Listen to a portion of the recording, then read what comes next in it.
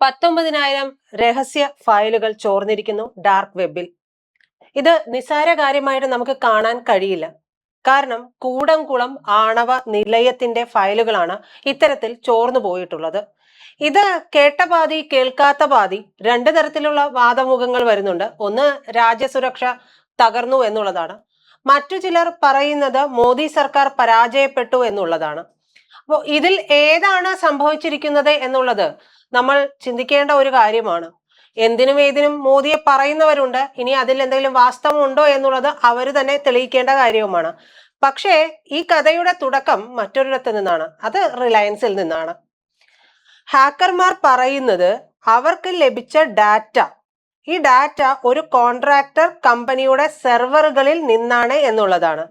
അത് ഇന്ത്യയുടെ ആണവ നിലയത്തിന്റെ ആണവ റിയാക്ടറിന്റെ കൺട്രോൾ റൂമിൽ നിന്ന് ലഭിച്ചതാണ് എന്ന് അവർ പറഞ്ഞിട്ടില്ല. അപ്പോൾ ആണവ നിലയത്തിന്റെ കൺട്രോൾ റൂമിൽ നിന്ന് ഡയറക്റ്റ് അവർക്ക് ലഭിച്ചതല്ല, പകരം ഒരു കോൺട്രാക്ട് കമ്പനിയുടെ സെർവറിൽ നിന്നാണ് ലഭിച്ചിരിക്കുന്നത് എന്നുള്ളതാണ്. ആദ്യം നമ്മൾ ഒരു കാര്യം മനസ്സിലാക്കേണ്ടതുണ്ട്. കൂടംകുളം എന്ന് പറയുന്നത് ഒരു സാധാരണ പദ്ധതി അല്ല എന്നുള്ളതാണ്.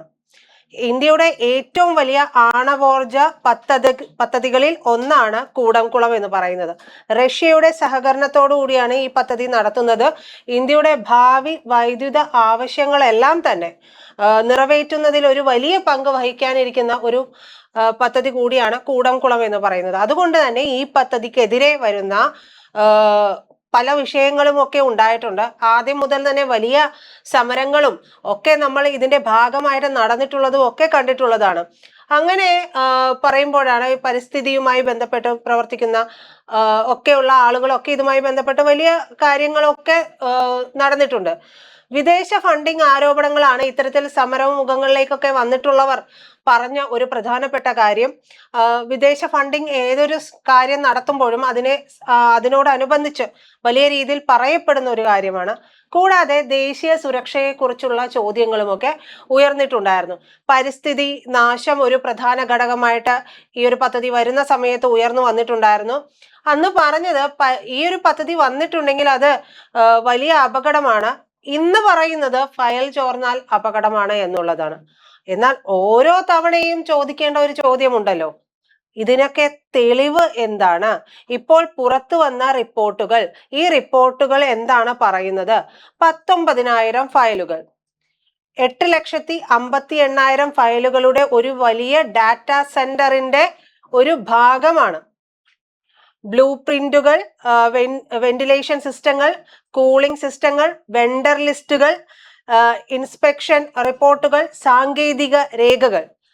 പക്ഷേ റിയാക്ടർ കോർ ഡിസൈൻ ഇല്ല എന്ന് മാത്രമേ ഉള്ളൂ. റിയാക്ടർ നിയന്ത്രണ കോഡുകൾ അതിലില്ല. ആണവായുധ വിവരങ്ങളും അതിലില്ല.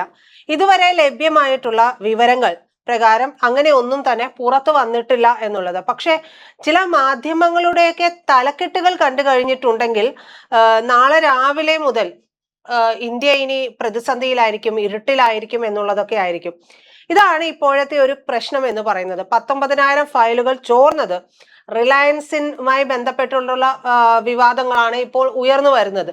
റിലയൻസിന്റെ കമ്പനിയാണ്, ഉപകമ്പനിയാണ് ഇതൊക്കെ ശേഖരിച്ചിരുന്നത് എന്നുള്ള തരത്തിലൊക്കെയാണ്. അപ്പോൾ ഇതൊരു വലിയ വിഷയം തന്നെയാണ്, വിഷയമല്ല എന്നുള്ളതല്ല. പക്ഷെ ആ വിഷയത്തിന്റെ ആഴങ്ങളിലേക്ക് ഇറങ്ങി ചെന്ന് വേണം നമ്മൾ ഇതിനെ പരിശോധിക്കാനായിട്ട്. എന്നിട്ട് വേണം നമ്മൾ അതിനെ വിമർശിക്കാനുമായിട്ട്.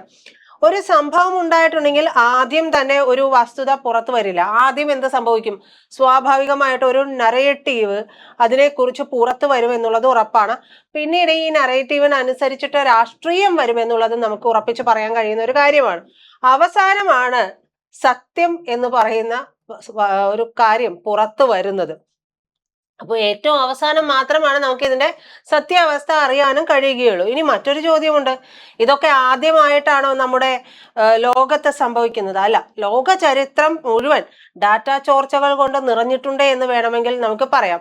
നോക്കൂ, Chelsea Manning, Edward Snowden, Panama papers, shadow brokers, WikiLeaks, ഇതൊക്കെ വളരെ ശക്തരായിട്ടുള്ള അമേരിക്കയെ പോലുള്ള രാജ്യങ്ങളിൽ നടന്നിട്ടുള്ള കാര്യങ്ങളാണ്. അത് വെച്ചുകൊണ്ട് നമ്മൾ ഇത് ശരിയാണ് അല്ലെങ്കിൽ ഇത് സംഭവിക്കാം എന്ന് പറയുന്നതിൽ വസ്തുത ഇല്ല പക്ഷേ ഇത്തരത്തിലുള്ള കാര്യങ്ങൾ നടന്നിട്ടുണ്ട്. എന്തിന്? NSAയുടെ രഹസ്യങ്ങൾ അടക്കം പുറത്തു വന്നിട്ടുണ്ട്. CIA രേഖകൾ പുറത്തു വന്നിട്ടുണ്ട്.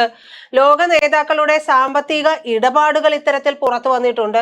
അപ്പോൾ ഒരു സ്വകാര്യ കോൺട്രാക്ടർ സെർവറിൽ സൈബർ ആക്രമണം നടന്നു എന്ന് കേൾക്കുമ്പോൾ അതിശയിക്കേണ്ട കാര്യങ്ങളൊന്നുമില്ല. ഇപ്പോൾ നമ്മൾ ചിന്തിക്കുന്നതിന് ഒരുപടി മുമ്പേ കടന്നിട്ടായിരിക്കും ഈ ഹാക്കർമാർ ഇത്തരത്തിലുള്ള കാര്യങ്ങൾ ചിന്തിക്കുക. ഇത്തരത്തിൽ ഹാക്ക് ചെയ്യുന്നത് പലർക്കും വേണ്ടിയിട്ടുള്ളതായിരിക്കും എന്നുള്ളത് ഉറപ്പുമാണ്. പക്ഷെ അതിശയിക്കേണ്ട മറ്റൊരു കാര്യം എന്ന് പറയുന്നത് ഇന്ത്യയുടെ നിർണായക പദ്ധതികളുമായിട്ടൊക്കെ പ്രവർത്തിക്കുന്ന കമ്പനികളുടെ സൈബർ സുരക്ഷ എത്രത്തോളം ശക്തമാണ് എന്നുള്ളതാണ് പ്രധാനപ്പെട്ട ഒരു ചോദ്യം.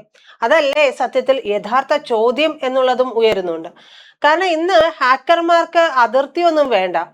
എവിടെയിരുന്നും ഒരു മുറിയുടെ ഒരു മൂലക്കിരുന്നിട്ട് പോലും, ഇരുട്ടുമുറിയിൽ ഇരുന്നിട്ട് പോലും ഇതെല്ലാം ഹാക്ക് ചെയ്യാൻ സാധിക്കും എന്നുള്ളതാണ്.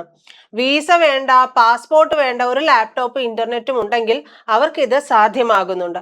ഒരു സൈനികൻ അതിർത്തി കടക്കുന്നുണ്ടെങ്കിൽ അതിനേക്കാൾ എത്ര മടങ്ങ് അപകടകാരിയാണ് ഇത്തരത്തിലുള്ള കാര്യങ്ങളൊന്ന് ചിന്തിച്ചാൽ മതി.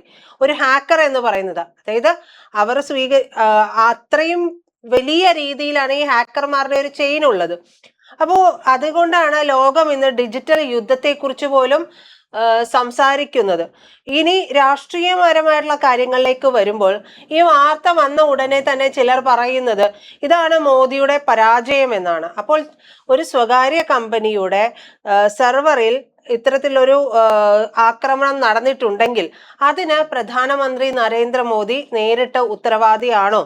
അങ്ങനെയെങ്കിൽ അമേരിക്കയിൽ നടന്നിട്ടുള്ള ഓരോ ഡാറ്റ ചോർച്ചയ്ക്കും പ്രസിഡന്റുമാരൊക്കെ രാജിവെക്കേണ്ടി വരുമായിരുന്നില്ലേ? ബ്രിട്ടനിൽ നടന്നിട്ടുള്ള ഓരോ ഹാക്കിനും പ്രധാനമന്ത്രിമാർ രാജിവെക്കേണ്ടി, പുറത്തേക്ക് പോകേണ്ടി വരുമായിരുന്നില്ലേ? ഇതൊക്കെ അപ്പോ ശരിക്കും യുക്തിസഹമായിട്ടുള്ള ഒരു കാര്യമാണോ എന്നുള്ള ചോദ്യം കൂടി വരുന്നുണ്ട്. അതുപോലെ മറ്റൊരു അതിര് കടന്ന വാദം കൂടിയുണ്ട്. ഇതൊന്നുമല്ല എന്നുള്ളതാണ്. ഇത് ഒന്നുമല്ല എന്ന് പറയാനും നമുക്ക് കഴിയില്ല. കാരണം ചോർന്ന രേഖകളിൽ അടിസ്ഥാന സൗകര്യ വിവരങ്ങൾ ഉണ്ടെങ്കിൽ അത് ഭാവിയിൽ ഉപയോഗിക്കപ്പെടാനുള്ള സാധ്യതകൾ ഏറെയാണ്.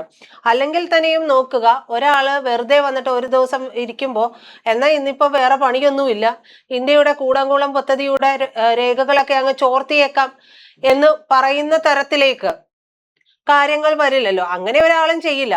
ഹാക്ക് ചെയ്യുന്നുണ്ടെങ്കിൽ അതിന് പിന്നീട് അതിൻ്റെതായ പ്രാധാന്യം ഒക്കെ ഉണ്ടായിട്ടുണ്ട്.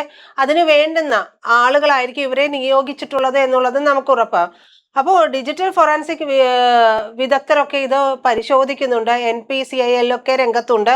അന്വേഷണം പൂർത്തിയാകുന്നതിന് മുമ്പ് അന്തിമ വിധി നമ്മൾ അല്ലെങ്കിൽ ഇങ്ങനെയുള്ള വിമർശനം ഉന്നയിക്കുന്ന പലരും ഉന്നയിക്കുന്നത് ഉത്തരവാദിത്തമില്ലാത്ത ഒരു സമീപനമാണ് എന്നുള്ളതാണ്. അപ്പോൾ മറ്റൊരു കാര്യം എന്ന് പറയുന്നത്, ഈ ഒരു സംഭവത്തിൽ നിന്ന് നമ്മൾ എന്താണ് പ്രധാനമായും പഠിക്കേണ്ടത്? ആദ്യം ദേശീയ സുരക്ഷ എന്നത് ഇനിയൊരു തോക്കും ടാങ്കും മാത്രമല്ല എന്നുള്ളതാണ്.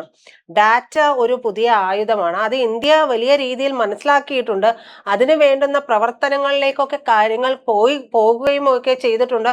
അതിൻ്റെതായിട്ടുള്ള ഡിജിറ്റൽ യുഗത്തിൽ എന്തെല്ലാം സുരക്ഷ നമുക്ക് വേണമോ ആ തരത്തിലേക്കൊക്കെ ഒരു പടി കൂടി കടന്നുകൊണ്ട് ഇന്ത്യ മുന്നോട്ട് പോകാൻ ശ്രമിക്കുകയും ഒക്കെ ചെയ്തുകൊണ്ടിരിക്കുന്ന ഒരു കാലഘട്ടം തന്നെയാണ്. മൂന്നാമത്, സൈബർ സുരക്ഷ ഒരു IT വിഭാഗത്തിന്റെ മാത്രം ജോലിയല്ല എന്നുള്ളതാണ്.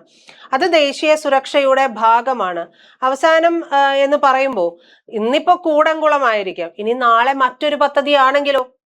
ഇതിനെ രാഷ്ട്രീയപരമായിട്ട് മാത്രം എടുത്തു കാണാതെ ഇതൊരു ദേശീയ സുരക്ഷയുടെ ഭാഗമായിട്ട് സംഭവിച്ചതാണ് എന്നുള്ളത് മനസ്സിലാക്കി അതിനു വേണ്ടിയിട്ട് കൃത്യമായ കാര്യങ്ങൾ സ്വീകരിക്കുകയാണ് വേണ്ടത്.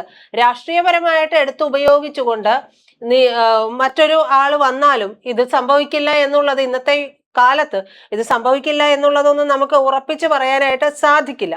അപ്പോൾ ഇതിന് വേണ്ടുന്ന മാറ്റങ്ങൾ എന്താണോ അത് കൊണ്ടുവരിക എന്നുള്ളതാണ്. ഇന്ത്യയുടെ നിർണായക അടിസ്ഥാന സൗകര്യങ്ങളെയൊക്കെ സംരക്ഷിക്കാൻ നമ്മൾ മതിയായ തയ്യാറെടുപ്പ് നടത്തിയിട്ടുണ്ട്. കാരണം ഈ ഒരു കഥയുടെ യഥാർത്ഥ ഹീറോ സത്യത്തിൽ മോദിയോ പ്രതിപക്ഷമോ അങ്ങനെയൊന്നും അല്ല അതിനെ നോക്കേണ്ടത്. യഥാർത്ഥ വിഷയം എന്ന് പറയുന്നത് ഇന്ത്യയുടെ സൈബർ സുരക്ഷയാണ്. അതാണ് ഈ വിഷയത്തിലൂടെ നമ്മൾ ഏവരും ചർച്ച ചെയ്യേണ്ടുന്ന പ്രധാനപ്പെട്ട ഒരു വാർത്ത.